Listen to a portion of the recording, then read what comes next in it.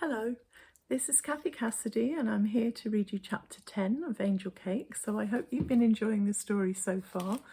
Today I was planning to read outside, but I've had a bit of problem with the rain and also, bit windswept. So I'm still a bit windswept, which is obviously my natural look, but I thought I'd come inside, stick the fairy lights on and read to you in comfort. So maybe get yourselves a hot drink, hot chocolate, piece of cake, who knows, but yeah, settle down and enjoy, because here's chapter 10 and it's all about what happens when Dan Carney returns to school.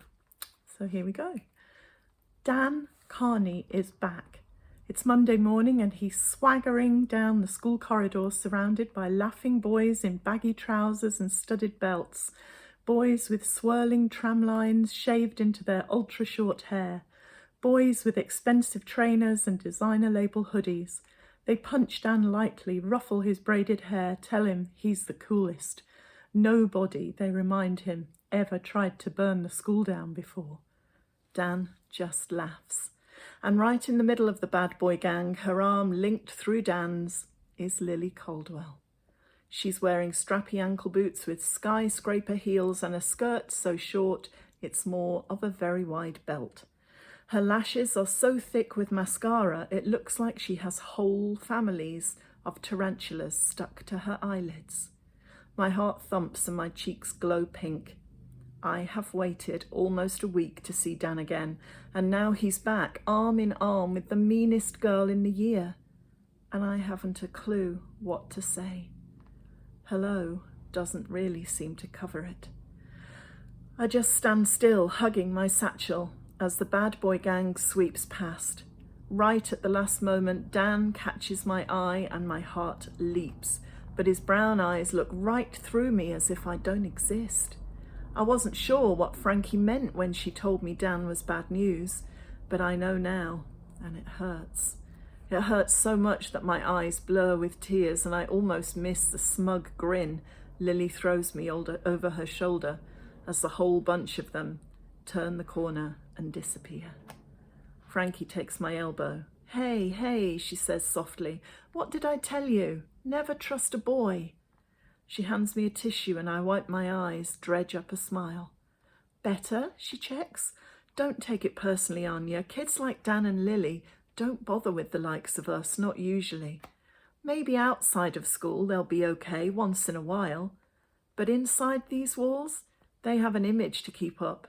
You'll never see Lily Caldwell being nice to the likes of you and me, or Dan Carney bothering to notice we're alive. It's just the way things are. But why? Frankie rolls her eyes.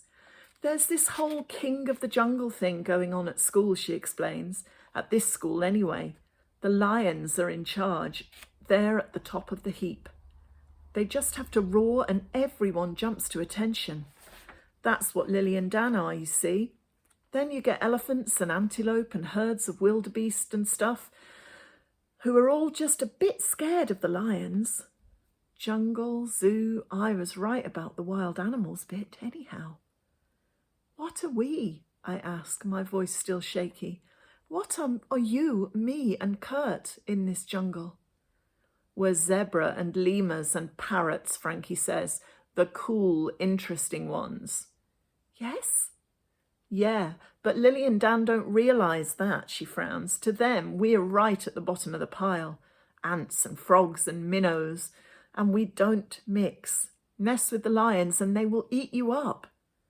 I know Lily does not like me, I say, but I thought Dan was different. No, Frankie says, he's not. Don't kid yourself. I guess that's exactly what I have been doing. I let myself believe in miracles even though I know they didn't exist.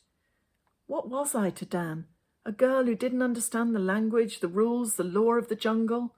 A girl who didn't matter, invisible, forgettable. What shall I do, Frankie? I ask. Frankie sighs. Blank him, she says. Ignore him, okay?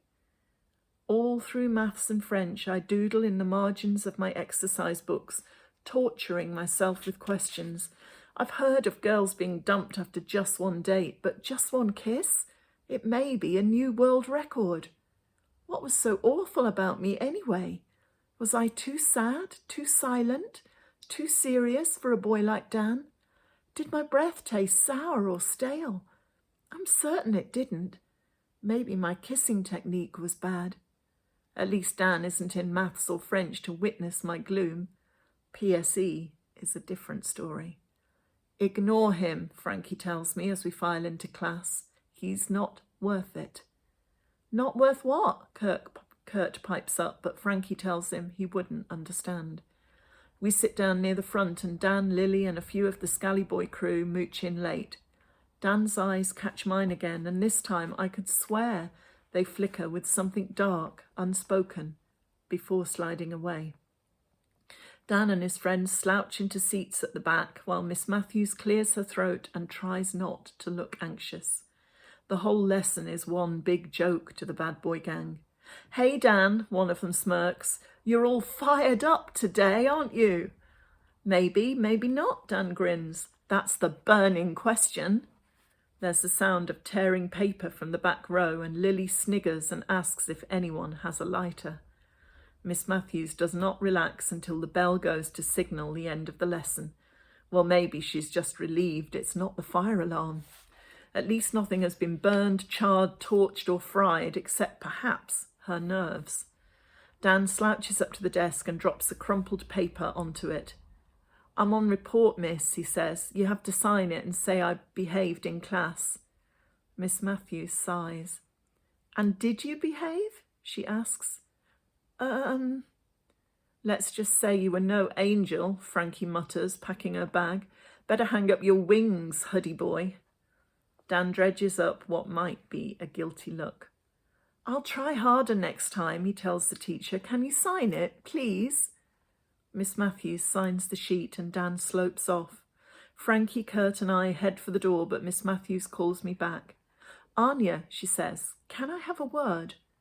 I pause by her desk. Miss Matthews takes my exercise book from the pile and opens it. Suddenly, I remember writing about my first day here, about kids like wild animals who yell and roar and stampede through the corridors, ranting, frantic teachers, lessons that make no sense at all. Oops. I am in trouble? I ask. Trouble, she repeats. No, of course not.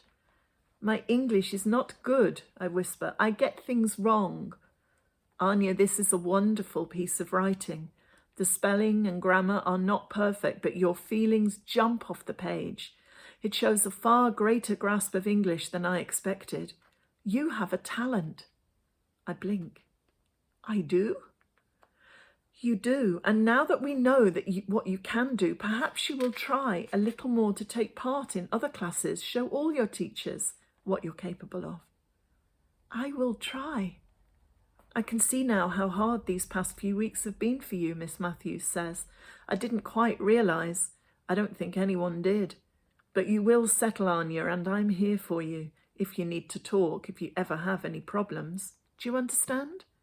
I nod, blinking back my shock as I pick up my satchel. Thank you, Miss Matthews, I say. Thank you. I walk out into the corridor, my head high, my heart a little lighter than before. Dan Carney is lurking just outside the classroom, minus his friends. He rakes a hand through unruly black braids and takes a step towards me, but it's my turn now to look right through him, just like Frankie said. I walk on down the corridor to where Frankie and Kurt are waiting. So that was chapter 10. And if you have had any questions or have any comments or anything about any of the chapters that you've listened to this week, just leave your comments at the end of the chapters on the YouTube channel. And I will try to answer as many questions as I possibly can on the Sunday Book Club this weekend. And if you know of anybody who might enjoy listening to this story, or want to get involved, then please tell them about the chapter readings. It's just the perfect way to lose yourself a little bit and escape into a story during lockdown in these very, very confusing and tricky times. Yeah, and do remember, ask questions, or if you'd particularly like a shout out, or if you have any advice or anything you want to say to any of the other Sunday Book Club regulars, just go for it. And in the meantime, stay safe, keep on keeping on, and I will see you soon. Keep smiling.